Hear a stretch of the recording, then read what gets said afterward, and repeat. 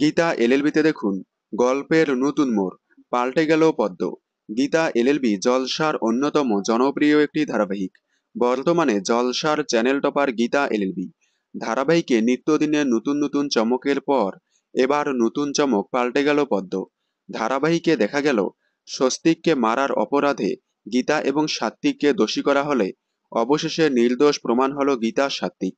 তাছাড়াও দেখা গেল গীতা স্বস্তিককে তার ভালোবাসার কথা বলল, অন্যদিকে আবার গিনিকে ভালোবাসার কথা বলল সাত্বিক। পজিটিভ হয়ে গেল গিনি এবং সাত্বিক।